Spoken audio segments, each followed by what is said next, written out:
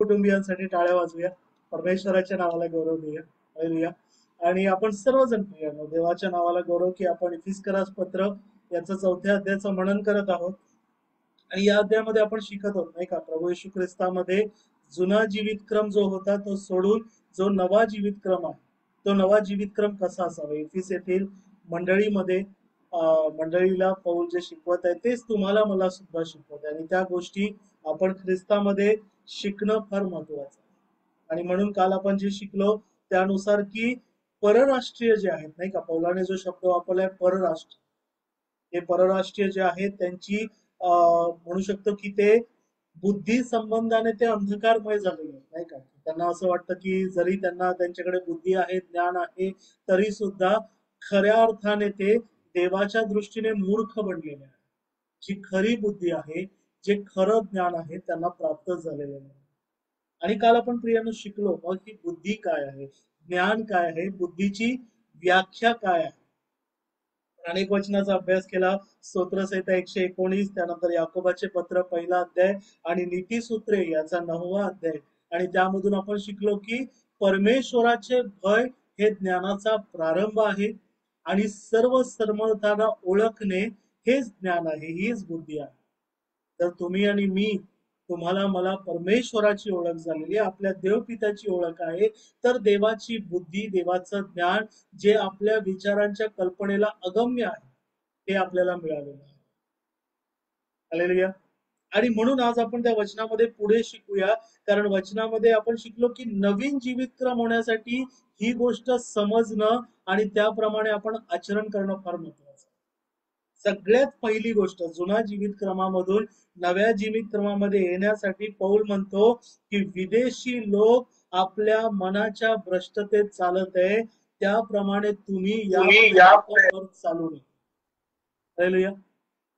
यापुढे चालू नये. पहिली गोष्ट, पहिली असं म्हणू शकतो टेस्ट आहे. आपण काल अभ्यास केला की जग आणि जगातल्या गोष्टींवर प्रीतीही करायची नाही आणि त्यापासून विशेष करून वेगळं व्हायचं. होय, या जगामध्ये आपण राहतोय प्रिय. या जगामध्ये परमेश्वराने तुम्हाला मला ख्रिस्ताची साक्ष गाजवण्यासाठी पृथ्वीचे मीठ, जगाचा प्रकाश म्हणून ठेवलेला आहे.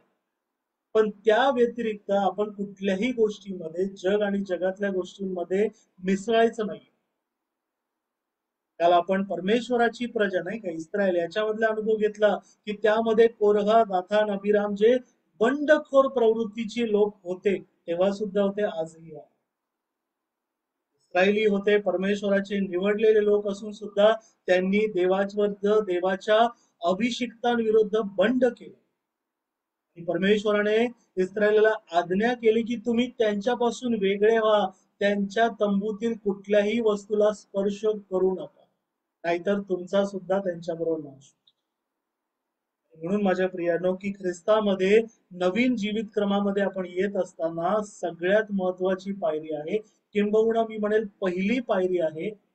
जर आपल्या जुन्या मनुष्याला आपण सोडलंय तर त्या जुन्या मनुष्याला त्याच्या सर्व कृतींसह, सर्व आचार विचारासह, सर्व वाईट संगतीसह आपण त्यागणं गरजेचं आहे.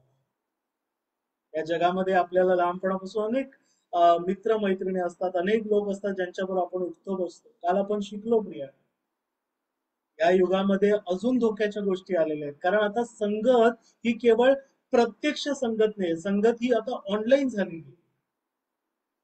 सोशल मीडियाद्वारे, व्हॉट्सअप असो, फेसबुक, इंस्टाग्राम, युट्यूब, बऱ्याच गोष्टींद्वारे आपण कोणाच्या संगतीत आहोत, कोणाचं ऐकत आहोत, कोणाबरोबर उठत बसत आहोत हे चाचपणं, याची पडताळणी करणं गरजेचं आहे.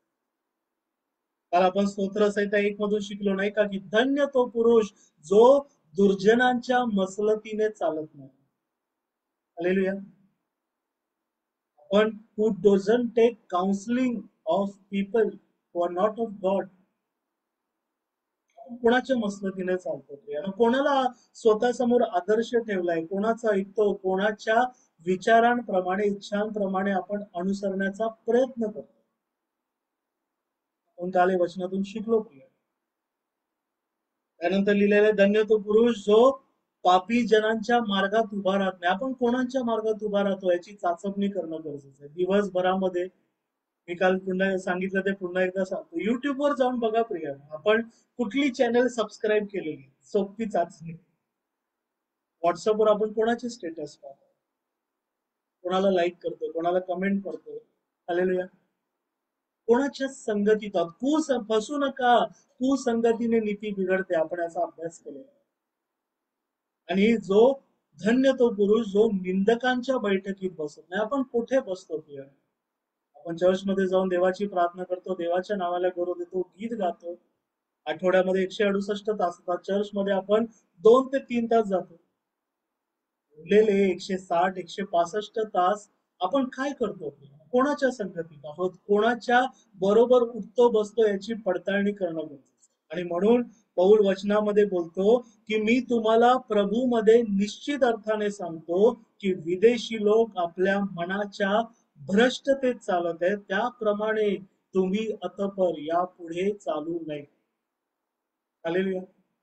मग आपण हे पण शिकलो, जर विदेशी लोकांच्या मनाच्या भ्रष्टतेनुसार चालायचं नाही तर आपण कसं चालायचं? आपण 24 तास सतत ख्रिस्ताला पकडून ख्रिस्ता सोबत चालायचं. ख्रिस्ताला अनुसरून आपला स्वतःचा वधस्तंभ उचलून स्वतःला नाकारून ख्रिस्ताच्या मागे चालायचं. एवढाच आपला मार्ग, एवढंच आपलं चालणं, हीच आपली संगत. हालेलुया. म्हणून काल आपण पुढच्या वचनामध्ये शिकलो की बुद्धी ही परमेश्वराला ओळखणं आहे. म्हणून या जगातले लोक, परराष्ट्रीय, ज्याला किंबहुना आपण म्हणू शकतो आता जे विश्वास नाही ठेवत, तो गट. जगामध्ये 2च गट आहेत, आपण अनेकदा अभ्यास केले. एक मेंढरं आणि दुसरी शेरडं. जी मेंढरं आहे ती मेंढपाळाची वाणी ऐकतात. तुम्ही आणि मी जर आपल्या ख्रिस्ताची वाणी ऐकतो तर आपण मेंढरं आहोत. जे नाही ऐकत ते सगळे कुंपणा बाहेर आहेत, ती सगळी शेरड आहेत. त्यांच्यामध्ये गटवारी बरीच आहे, आपण आता त्याच्यामध्ये जात. 2च गट आहेत हे समजू. मग जी मेंढरं वाणी ऐकत नाही त्याविषयी पौल म्हणत आहे की ते बुद्धी संबंधाने अंधकारमय झालेले आहे. हालेलुया. त्यांना वाटतं की आम्हाला सगळं माहिती आहे, आम्हाला सर्व उमगलेलं आहे, सर्व प्रकट झालेलं आहे, असं जाणून सुद्धा जगातल्या सर्व विद्या घेऊन, शिक्षण घेऊन, मोठ्या पदावर जाऊन, मोठी प्रतिष्ठा मिळून सुद्धा ते शून्यवत झालेले आहे. त्यांना काहीच माहिती नाही. कारण जगाचं ज्ञान देवाच्या समोर मूर्खपणा आहे. आणि म्हणून वचनामध्ये लिहिले, त्या अशा मनुष्यांतील अज्ञान आणि त्यांच्या अंतकरणाचा कठीणपणा, यामुळे ते ईश्वरी जीवनाला पारखे झाले. 2 कारण आहेत. पहिली गोष्ट म्हणजे अज्ञान. मग आज आपण वचनातून समजूया की हे जे कुंपणा बाहेरले आहेत, ही जी शेरड आहेत, यांच्याकडे अज्ञान का? देव पक्षपाती आहे का? निश्चित नाही प्रिय. देव सर्वांना ज्ञान पुरवतो. मग असं का आहे की जगात काही लोक आहेत ज्यांना देवाचं ज्ञान उमगलं आहे, प्रकट झालेलं आहे, आणि असे लोक थोडके आहेत. आपण जाणतो अरुंद मार्गाने जाणारे लोक थोडके आहेत. आणि जे बहुसंख्य लोक आहेत, असे लोक स्वतःला ज्ञानी समजून सुद्धा ते अज्ञानी झालेले आहेत. त्यांना देवाचं ज्ञान प्रकट झालं नाही. हे का झालं आपण वचनातून शिकूया. मी विनंती करतो सर्वप्रथम कलस्सेकरास पत्र याचा पहिला अध्याय वचन 21 ते 23 कोणीतरी वाचा. आज बरेच संदर्भ आहेत. कलस्से 1 वचन 21 ते 23.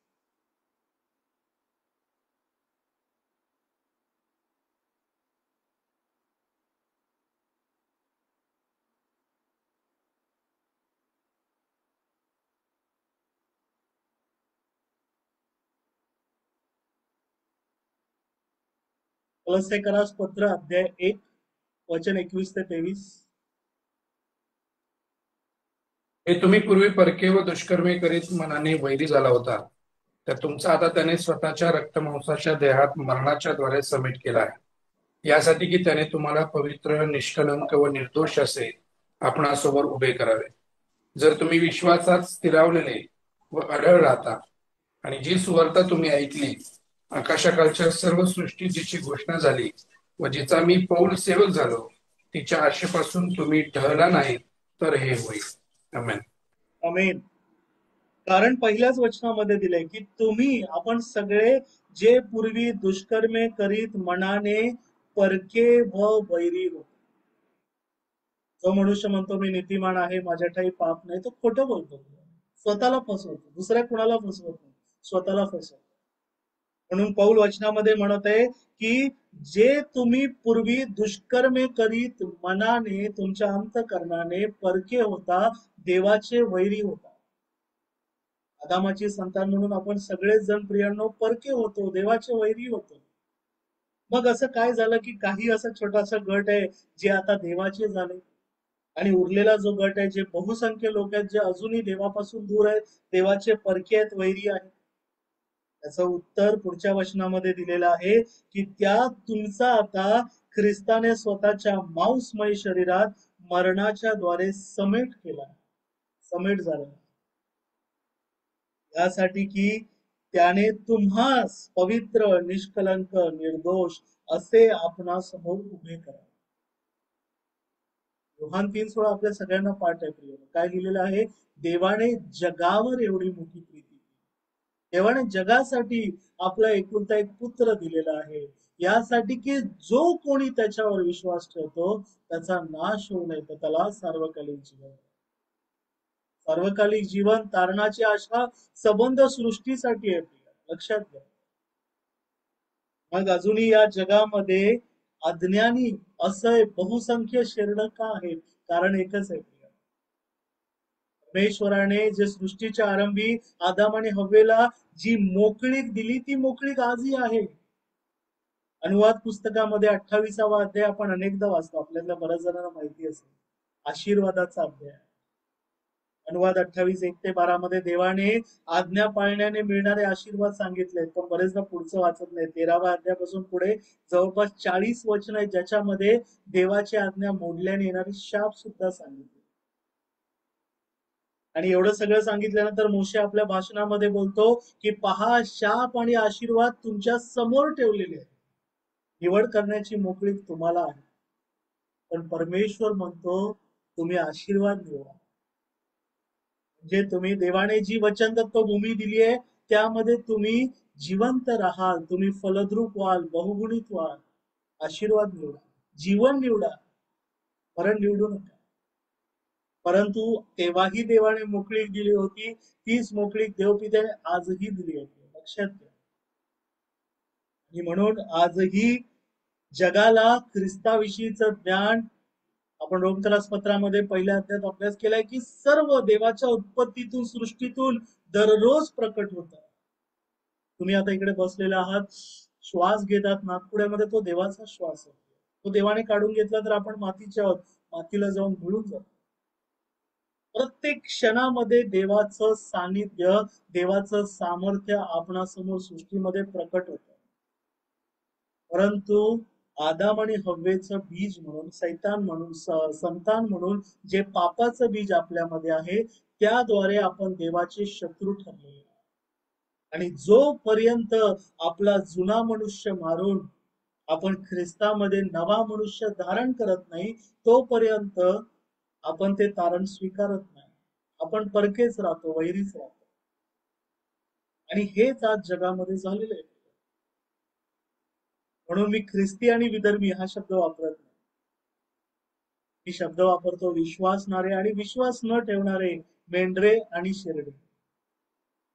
आणि या शेरड्यांविषयी देवाचं वचन सांगतं की त्यांनी अज्ञानी झालेले आहेत. का? त्यांनी देवाविषयीचं ज्ञान, ख्रिस्त याचा अवहेर केला, त्याला नाकारलं. त्याच्यामुळे नाकारलं त्यांच्या अंतकरणाचा कठीणपणा, हार्डनेस ऑफ द हार्ट. अंतकरण कठीण केलं. चर्चला न जाणं, प्रार्थनेला न बसणं, अंतकरणाचं कठीणपणाच आहे. अजून काय प्रिय? आपण अजून एक संदर्भ वाचून विनंती करतो. योहानाचे पहिले पत्र, याचा 2रा अध्याय, वचन 7 ते 11 कोणीतरी वाचा. पहिले योहान 2, 7 ते 11.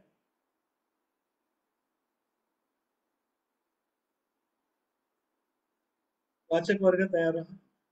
पहिले योहान 2, 7 ते 11. प्रियजनो, मी तुम्हाला नवी आज्ञा लिहित नाही, परंतु जी आज्ञा तुम्हाला प्रारंभापासून देण्यात आली आहे तीच जुनी आज्ञा लिहितो. जे वचन तुम्ही ऐकले ते ती जुनी आज्ञा होय. तरी एक प्रकारे मी तुम्हाला नवी आज्ञा लिहितो, की त्याच्या व तुमच्या बाबतीत खरोखर तशीच आहे. कारण अंधार नाहीसा होत आहे व खरा प्रकाश आता प्रकाशत आहे. मी प्रकाशात आहे असे म्हणून जो आपल्या बंधूचा द्वेष करतो तो अजून अंधारातच आहे. आपल्या बंधूवर प्रीती करणारा प्रकाशात राहतो आणि त्याच्या ठायी अडखळ नसते. पण आपल्या बंधूचा द्वेष करणारा अंधारात आहे व अंधारातच चालतो. तो कोठे चालला आहे हे त्यालाच कळत नसते, कारण अंधाराने त्याचे डोळे आंधळे केलेले आहेत. आमेन. वचनामध्ये लिहिलेले आहे, प्रियजन हो, मी तुम्हास नवी आज्ञा लिहित नाही, तर जी प्रारंभापासून तुम्हास दिलेली जुनी आज्ञा तीच लिहितो.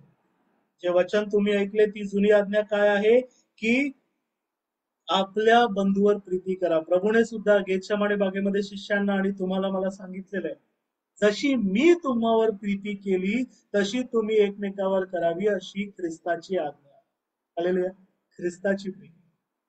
आणि म्हणून पौल म्हणत आहे, योहानाच्या पहिल्या पत्रामध्ये वचन आहे की मी प्रकाशात आहे, मी ख्रिस्ताचा आहे असे म्हणून जर तुम्ही आणि मी आपल्या भावाचा बहिणीचा द्वेष करतो, इतरांवर प्रीती करत नाही, शब्दांनी, विचारांनी, कृतींनी इतरांना दुखवतोय, इतरांचा तिरस्कार करतोय, द्वेष आहे, मत्सर आहे, कलह आहे, तर आपण अजून अंधारातच. वचनामध्ये लिहिलेलं आहे की आपल्या बंधूचा द्वेष करणारा अंधारात आहे, अंधारात चालतो, तो कोठे जातो त्याला कळत नाही, कारण अंधाराने त्याचे डोळे आंधळे केले. आणि म्हणून प्रियांनो, जे परराष्ट्रीय याविषयी पौल म्हणतो की अंतकरणाचा कठीणपणा आणि अज्ञानामुळे ते देवाच्या वचनाला पारखे झालेले आहेत, देवापासून दूर गेलेले आहेत, ईश्वरी जीवनाला पारखे झालेले आहेत. पण आपण चाचपणी करणं गरजेचं आहे की पौल जे हे इफिसेतील मंडळीला सांगत आहे परराष्ट्रीय संदर्भाने किंवा देवाच्या जो कळप आहे त्या कळपाच्या बाहेरल्या व्यक्ती संदर्भाने आज आपण चाचपणी करणं गरजेचं आहे की आम्ही खरोखर देवाच्या कळपातले आहोत की आम्ही पण बाहेरचे झालेलो आहोत. होय, देवाची कृपा आपल्याला मिळाली, देवाने आपल्याला त्याची ओळख दिलेली आहे. आपण चाचपणी करणं गरजेचं आहे, ख्रिस्तामध्ये आम्ही नवी उत्पत्ती झालेलो आहोत का, की आम्ही सुद्धा त्या निसरड्या भूमीवर आहोत, अजून सुद्धा दोन्ही तकडावर पाय ठेवतो, देवावर प्रीती करतो म्हणून देवाच्या प्रतिमेत बनलेल्या माणसांना द्वेष करतो, वाईट बोलतो, दुखावतो. आपण अजून एक संदर्भ वाचूया, मी विनंती करतो. यशया आपण अनेकदा वाचलाय, फार सुंदर संदर्भ आहे. यशया 6 वचन 6 ते 13 कोणीतरी वाचा. यशयाचा अध्याय 6 वचन 6 ते 13. बंधू सतीश यांना वचन वाचण्यासाठी मदत करा. यशया 6 वचन 6 ते 13.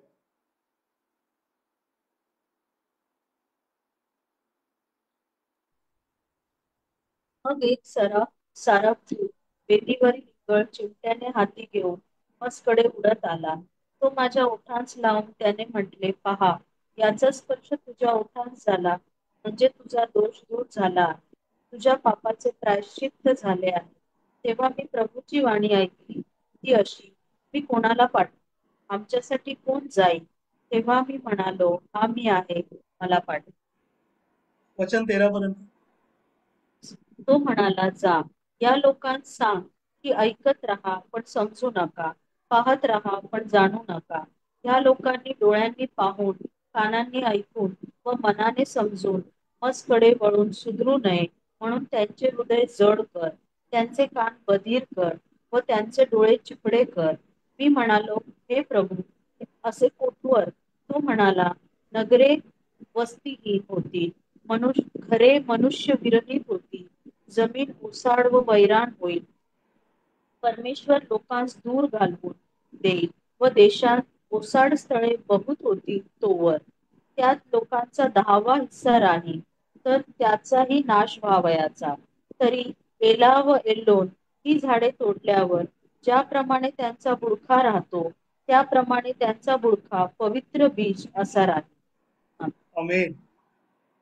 आपण सगळ्यांनी अनेकदा अभ्यास केलाय. परमेश्वराने यशया संदेशाला पाचारण केलं तेव्हा वचनामध्ये लिहिलेलं आहे की सराफदूताने वेदीवरील इंगळ घेऊन यशया संदेशाच्या ओठांस स्पर्श केला, त्याला शुद्ध केलं आणि प्रभूची वाणी झाली की मी कोणाला पाठवू.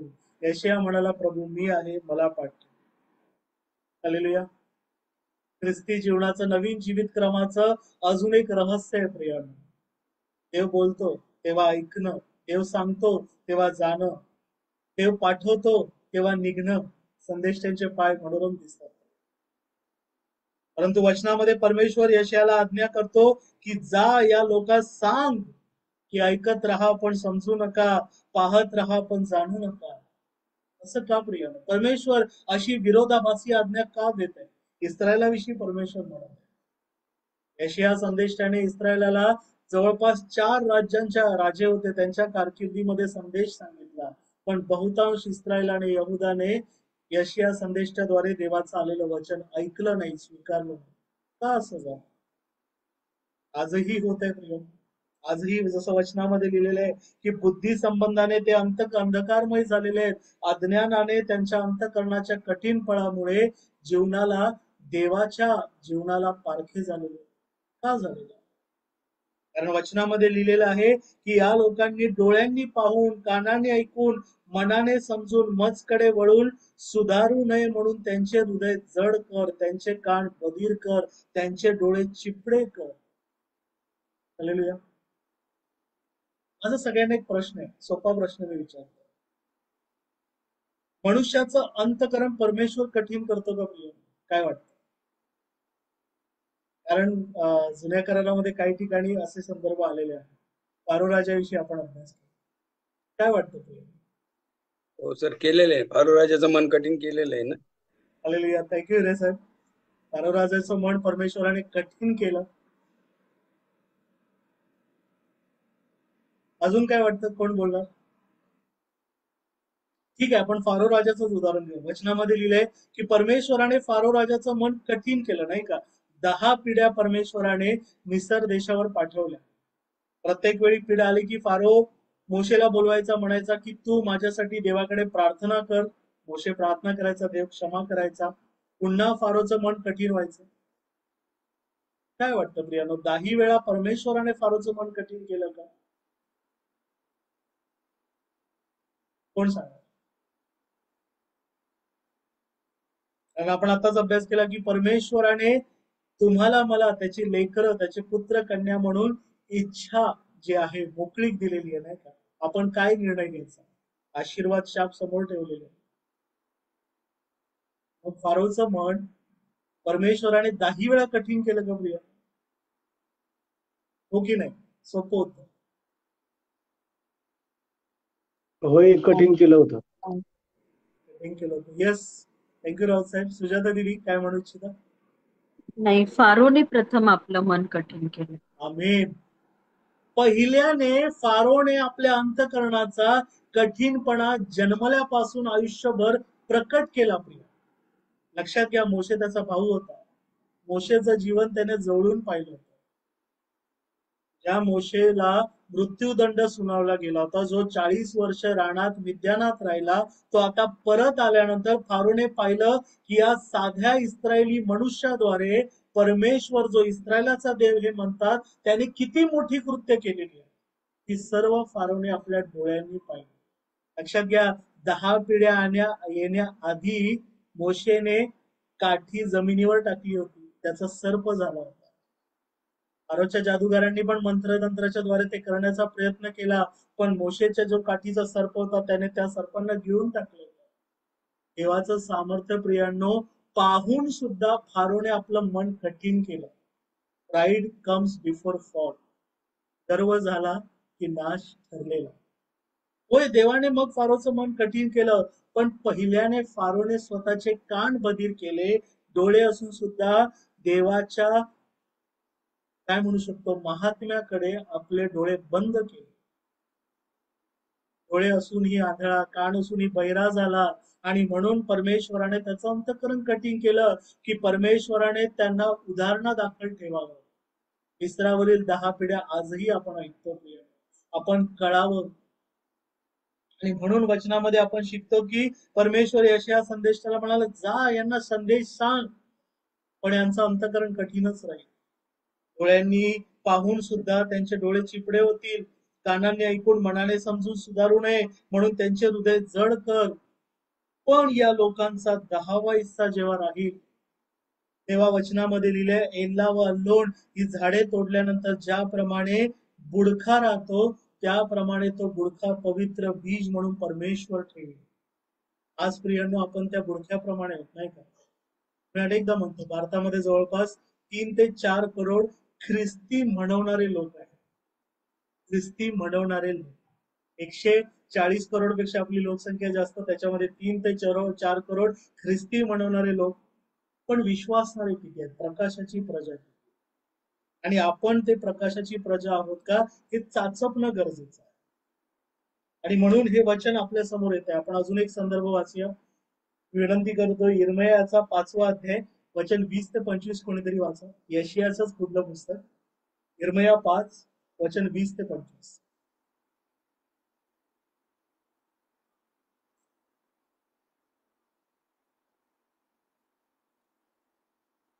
याकूब घराण्यामध्ये हे पुकारा आणि यहुदामध्ये जाहीर करून म्हणा की मूर्ख बुद्धिहीन लोक हो, हे आता ऐका.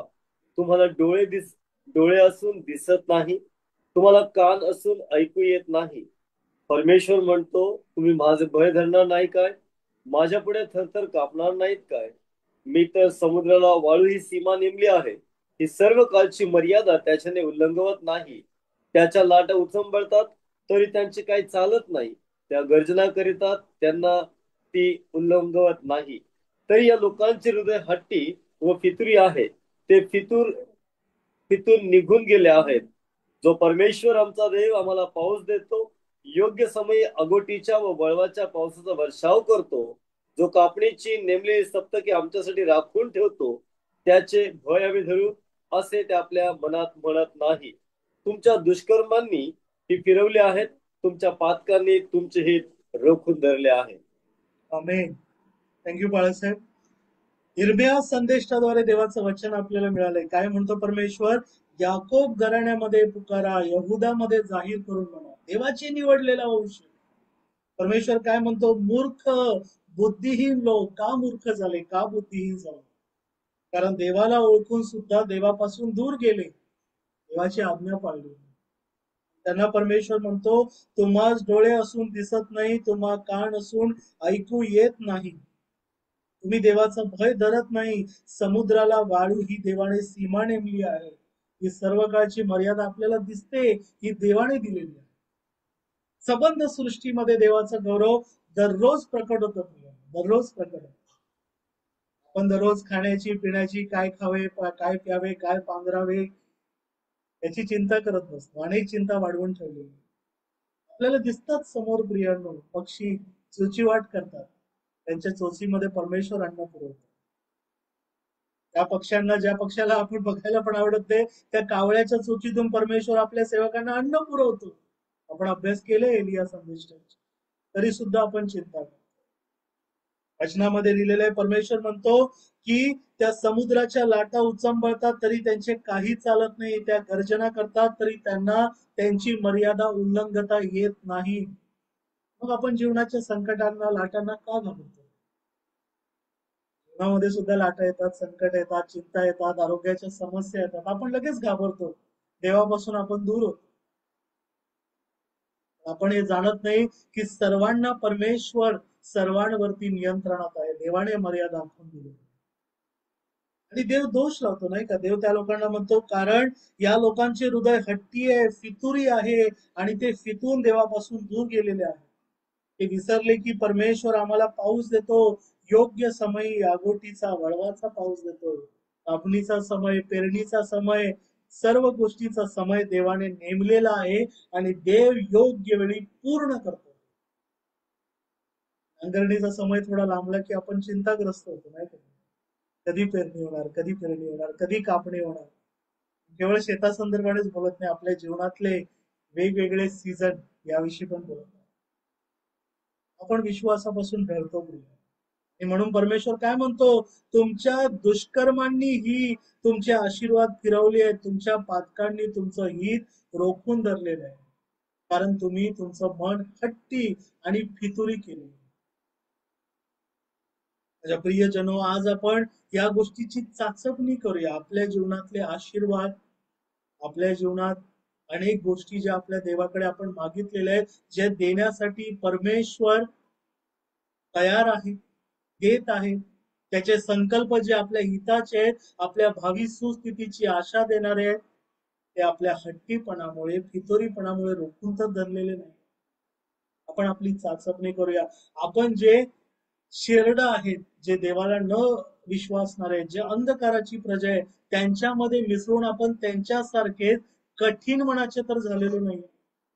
डोळे असूनही आंधळे, कान असूनही बहिरे, बधीर, कठीण असे अंतकरणाचे तर आपण झालेलो नाही. याची चाचणी. आपण एक महत्वाचा संदर्भ वाचून थांबूया. मी विनंती करतो, आधी यहेजकेल 12 वचन 1 ते 3 कोणीतरी वाचा, आणि त्यानंतर स्तोत्रसंहिता 115 वचन 1 ते 8 कोणीतरी काढून ठेवा. आधी यहेजकेल 12 वचन 1 ते 3.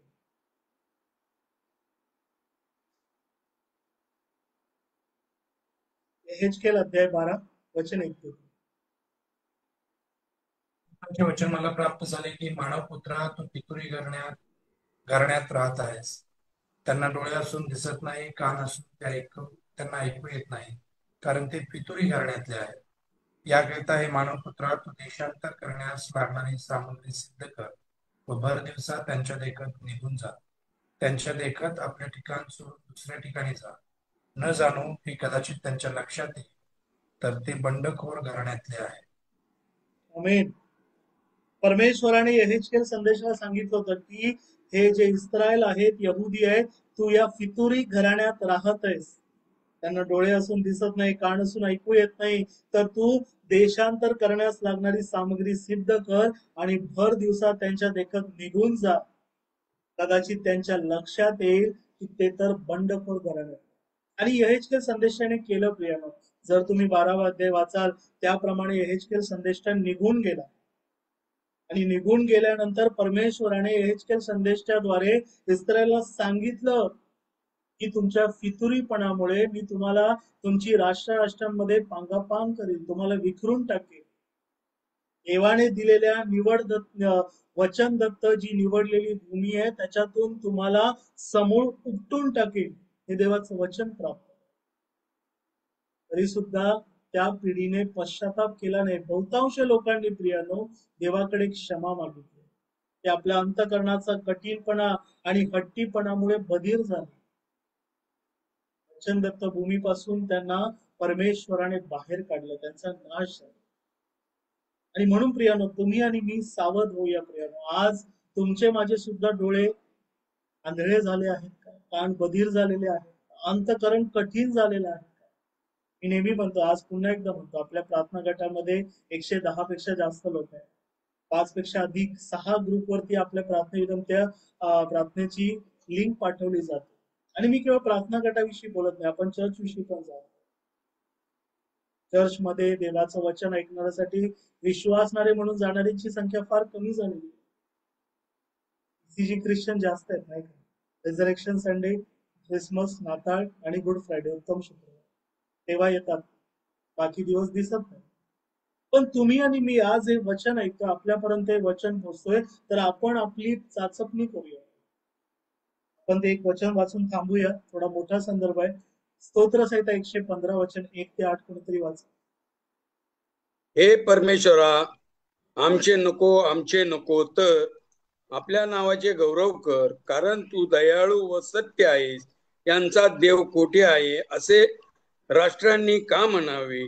आमचा देव स्वर्गात आहे, त्याला योग्य दिसते ते सर्व तो करीतो. त्यांच्या मूर्ती केवळ सोने रुपी आहेत, त्या मनुष्याच्या हातच्या कृती आहेत. त्यांना तोंड आहे पण बोलता येत नाही, त्यांना डोळे आहेत पण दिसत नाही, त्यांना कान आहे पण ते ऐकू येत नाही, त्यांना नाक आहे पण वास येत नाही, त्यांना हात आहे पण स्पर्श करता येत नाही, पाय आहेत पण चालता येत नाही, त्यांच्या कंठातून शब्द निघत नाही. त्या बनविणारे व त्यांच्यावर भाव ठेवणारे सर्व त्यांच्या सारखे बनतात.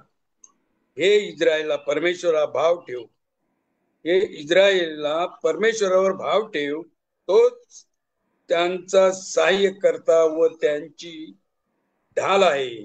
आमेन. हे आमेन. आमेन. काय लिहिलेलं आहे वचन? सुरुवातीलाच देवाची प्रजा आणि देवाचे प्रजेच्या कुंपणाच्या बाहेरच्या याच्यामधला फरक सांगितलेला आहे पहिल्याच वचनामध्ये. स्तोत्रकर्ता काय म्हणतो, हे परमेश्वर आमचे नको तर आपल्या नामाचेच गौरव कर, कारण तू दयाळू व तू सत्य आहेस. विश्वासणाऱ्यांच्या जीवनाची ही एक प्रमुख चाचणी आहे. आपण जर देवाची प्रजा आहोत, प्रकाशाची प्रजा आहोत, तर आपल्या जीवनामध्ये केवळ आणि केवळ परमेश्वराचं, प्रभू येशू ख्रिस्ताचं, पवित्र आत्म्याचंच गौरव आहे. हालेलुया. सारा येशू ख्रिस्त भरून उरला, आता या देवळा भयकायची. जर ख्रिस्त माझ्या ठाई जगतो, तर मी, माझं नाव, माझं गाव, माझी जात, माझं कुळ, माझी पद, माझी प्रतिष्ठा, माझी सगळी ओळख विरून गेली. आता मी उरलो नाही, माझ्या ठाई ख्रिस्त आहे. मग मी कुठल्या गोष्टीचा अभिमान बाळगणार, कुठल्या गोष्टीचा गौरव करणार? गौरव केवळ आणि केवळ माझ्या देव पित्याचा. हालेलुया. आणि ही चाचणी आहे प्रियानो, कारण स्तोत्रकर्ता म्हणतो, यांचा देव कोठे असे राष्ट्रांनी का म्हणावे? आम्ही जाणतो आमचा देव कोठे, आम्ही त्याचा गौरव करतो. कारण जे परराष्ट्रीय आहेत ते का बधीर झालेत? वचनामध्ये लिहिले, त्यांचं का अंतकरण कठीण झालं, का अज्ञानी झालं? कारण त्यांच्या जीवनामध्ये देवाच्या गौरवाची त्यांनी मूर्तींशी अदला बदल केली. मूर्तींशी अदला बदल. जाण्याआधी कोणीतरी, आपण अनेकदा अभ्यास केलाय म्हणून मी विचारत आहे, मूर्तीपूजेची व्याख्या कोणीतरी सांगणार का? What is idolatry? देवाच्या वचनाच्या अनुषंगाने मूर्तीपूजा काय? आपण अनेकदा अभ्यास केलाय म्हणून मी विचारत, एक किंवा दोन वाक्य, मूर्तीपूजा काय? माणसाच्या हाताने घडवलेली मूर्ती तिचा माणूस पूजा करतो. माणसाच्या हाताने घडवलेल्या सोने, लाकूड, दगड, काष्ट, पाषाण, चांदी, रुपे, पितळ, तांबे, याच्या पलीकडे पण मूर्तीपूजा बनतात का? येस. इफिस 5व्या अध्यायामध्ये जर आपण वाचलं तर त्या ठिकाणी वचन लिहिलेले आहेत. 3ऱ्या वचनापासून पुढे असं लिहिलंय, इफिस 5 आणि 3च्या पुढे, परंतु पवित्र जनांना शोभते त्याप्रमाणे जारकर्म, सर्व प्रकारची अशुद्धता व लोभ यांचे तुमच्यामध्ये नाव सुद्धा निघू नये. तसेच अमंगळपण, बाष्कळ गोष्टी व टवाळी यांचाही उच्चारण हो, ती उचित नाहीत, तर त्यापेक्षा उपकारस्तुती हो. जारकर्मी, अशुद्ध कृती करणारा किंवा लोभी हा मूर्तीपूजक आहे. असल्या कोणासही ख्रिस्ताच्या व देवाच्या राज्यात वारसा नाही, हे तुम्ही जाणूनच आहात. म्हणजे जारकर्म, अशुद्ध कृती करणं आणि लोभ ही मूर्तीपूजा. आमेन. थँक्यू बाळासाहेब. जार कर्म, अशुद्ध कर्म करणारे जर लोभी आहेत तर मूर्तीपूजा आहे. अजून सांगा प्रियानो, सारांश रूपाने काय वाटतं, मूर्तीपूजा काय आहे? आपण अनेकदा शिकलोय म्हणून मी विचारत आहे. विसरले का सर्वजण? रोमकरास पत्र पहिल्या अध्यायामध्ये पण आपण अभ्यास केलेला आहे नाही का प्रियानो? ते वचन आपण अनेकदा वाचलेलं आहे. हट्टीपणा. येस. मी पुन्हा विचारत आहे, सारांश रूपाने एक किंवा दोन वाक्यामध्ये, काय मूर्तीपूजा? What is आयडोलेट्री? कोण सांगणार? येस. परमेश्वराला सोडून येस. चला आपण ते वचन वाचूया. मी विनंती करतो, रोम 1 याचं 21 पासून वचन 23 कोणीतरी वाचा. रोम 1 वचन 21 ते 23. मग आपण थांबूया.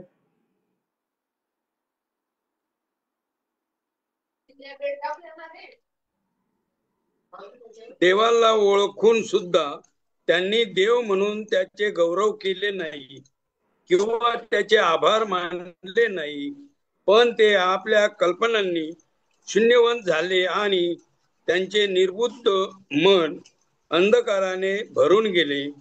स्वतःला शहाणे म्हणता म्हणता ते मूर्ख बनले आणि अविनाशी देवाच्या गौरवाची नाशवंत मनुष्य, पक्षी,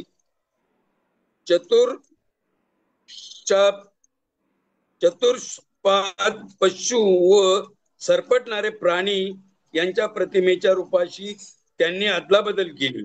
आमेन. यामुळे बस काय लिहिलेलं आहे? देवाला ओळखत असून सुद्धा त्यांनी देव पित्याचे परमेश्वर म्हणून गौरव केले नाही, त्याचे आभार मानले नाही, तर आपल्या पोकळ कल्पनांनी शून्यवत झाले, त्यांचे मूर्ख मन अंधकाराने भरून गेले.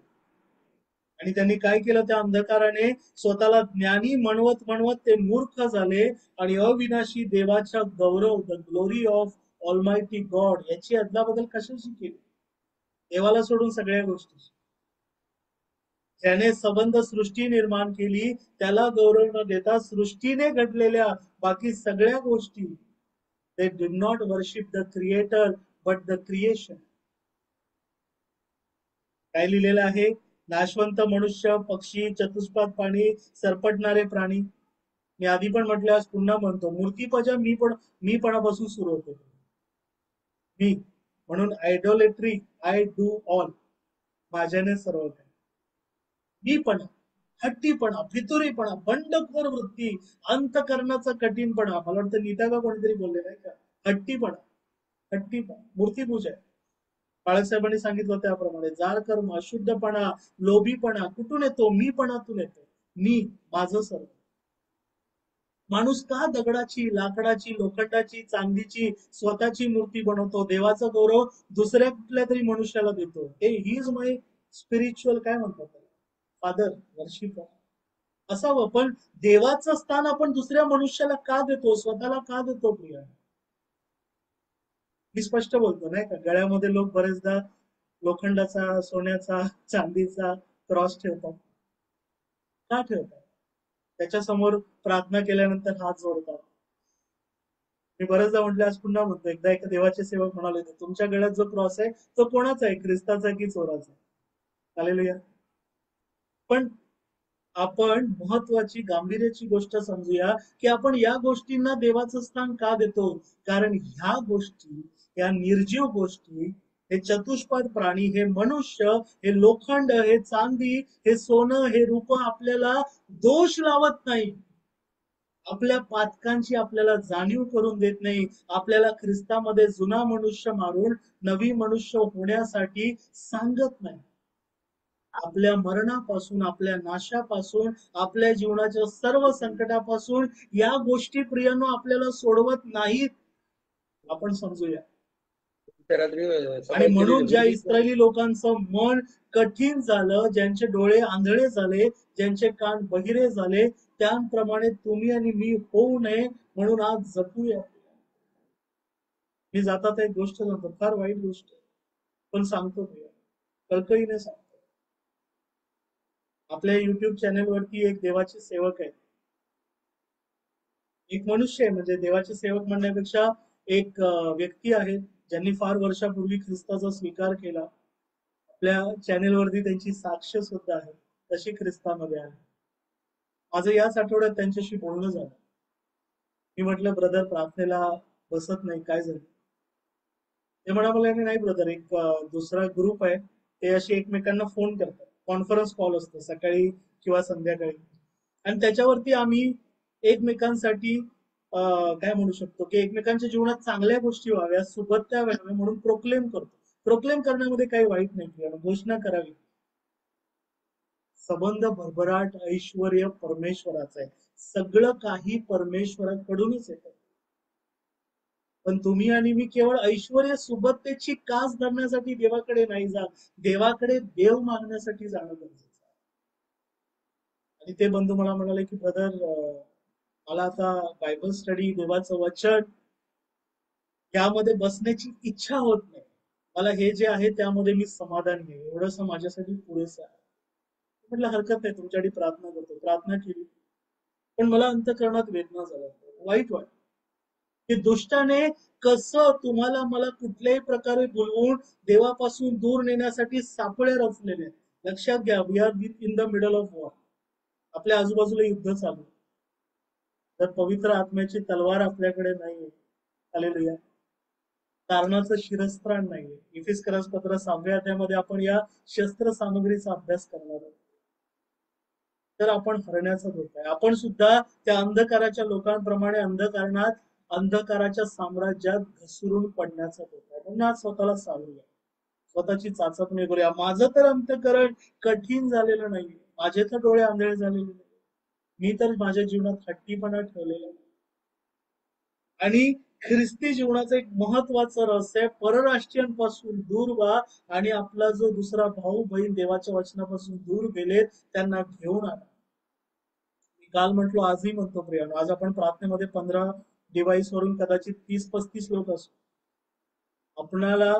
आपणा बरोबरीने आपले जे भाऊ बहीण कुंपणा बाहेर गेलेले आहेत, ज्यांना दुष्टाने हिरावलेले आहे, त्यांना शोधण्यासाठी आज रात्रीच्या अंधारामध्ये ख्रिस्त बाहेर आहे. ख्रिस्त त्यांना शोधत आहे, ख्रिस्त त्यांना आणत आहे. आपण ख्रिस्तामागे त्यांना शोधण्यासाठी बाहेर. हालेलुया. आपण इकडे थांबूया आणि इथून पुढची वेळ सविता सिस्टर आहेत मला वाटतं, तर आपण इथून पुढची वेळ सविता एक थोडासा. 2 मिनिटं. हा योगिता हा सिस्टर. ब्रदर. हा येस. सासूबाई आमच्या 80 वर्षाच्या आहेत. 80 वर्षाच्या सासूबाई आहेत. त्या जराशा आजारी आहेत. रात्रीपासून त्यांनी काही खाल्लेलं नाही. लिक्विड वगैरेच घेतात. मगाशी मी जरा वेळ झाला मला प्रार्थनेला जॉईन व्हायला, त्यांच्यासाठी प्रार्थना करावी विनंती. येस, प्रार्थना करू. काय नाव त्यांचं योगिता सिस्टर? इंदुमती काळे. इंदुमती काळे. आणि मला वाटतं अद्विता बाळासाठी सुद्धा प्रार्थना करू. नीताची रिक्वेस्ट आली आहे, अद्विता बाळाला सुद्धा टाका. आपण छोटीशी प्रार्थना करू आणि मग सविता सिस्टर यांच्याकडे वेळ देऊ. आणि त्यानंतर आपल्यामध्ये अल्पेश गायकवाड पाळकसाहेब आहेत आणि गाडगे पाळकसाहेब आहेत. हे दोघेही एक एक करून आपल्याला प्रार्थनेमध्ये आशीर्वाद देऊ. तर आपण सर्वजण पहिल्याने प्रार्थना करू, मग प्रभूने शिकवलेली प्रार्थना म्हणू, आणि मग गायकवाड पाळकसाहेब आणि गाडगे पाळकसाहेब हे दोघेही आपल्याला आशीर्वाद देतील. आणि मग या रात्री गीत गाऊन आपण प्रार्थनेची समाप्ती करू. आपण प्रार्थना. हालेलुया. आमच्या स्वर्गातील प्रेमळ पित्या, उपकार स्तुती करतो, आजचं वचन तू आम्हाला दिलंस. विशेष करून इंदुमती काळे आमच्या आईसाठी विनंती करतो. परमेश्वरा, ते आजारी आहेत, त्यांना आरोग्याची गरज आहे. तू आरोग्य पुरव परमेश्वरा. त्यांनी कालपासून काही घेतलं नाहीये प्रभू. त्यांना परमेश्वरा तुझी कृपा, त्यांना स्पर्श कर आणि पेत्राच्या सासूप्रमाणे परमेश्वरा त्यांना तू दाखल कर. उठून त्यांनी प्रभू तुझी सेवा कर. त्या बाळासाठी विनंती करतो. या बाळालाही परमेश्वरा ताप आलेला आहे, त्या तापाला प्रभू येशू ख्रिस्त नावामध्ये धमकावत आहे. बाळाला आरोग्य दे आणि होऊ दे परमेश्वरा. या दोघा लेकरांद्वारे परमेश्वरा तुझं गौरव करू. प्रार्थना ऐकलीस म्हणून तुझ्या नावाला गौरव देत तारणारा प्रभू येशू ख्रिस्ताच्या. आपण सर्वजण मिळून प्रभूने शिकवलेली प्रार्थना. हे आमच्या स्वर्गातील पित्या, नाम पवित्र नाम तुझे राज्य तसं पृथ्वीवरील तुझ्या इच्छा. आमची रोजची भाकर आज आम्हाला दे. आणि जसे आम्ही आमच्या अपराध्यांची क्षमा केली आहे तसेच तू आमची करू. आणि आम्हास परीक्षेत आणू नकोस, तर आम्हास वाईटापासून सोड. कारण की राज्य, सामर्थ्य आणि गौरव ही सर्व काळ तुझी.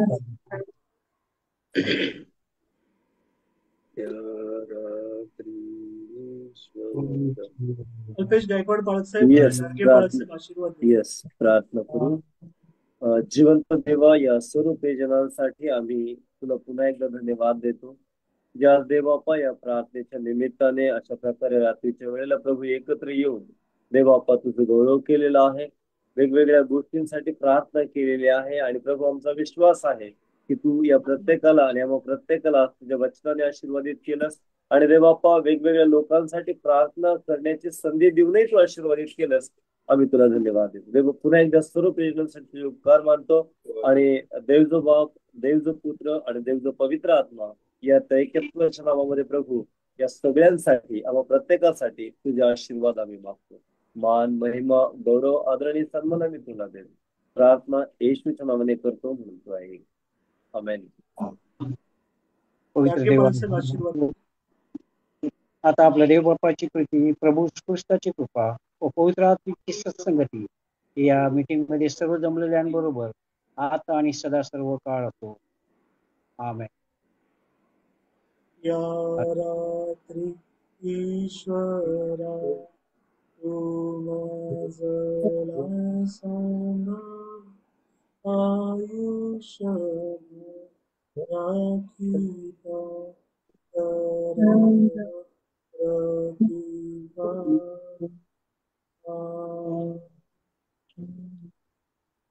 Hallelujah. Praise Lord. Good night. Hallelujah. Praise Lord. Good night. Thank you. Thank you, Yeah, Pastor. thank you. Thank Thank you, Dr. Samuel. सगळ्यांचा आभार. संधी दिली. Thank you. Bye सगळ्यांना. Good night. Bye bye. Bye. Praise the Lord. Praise the Lord.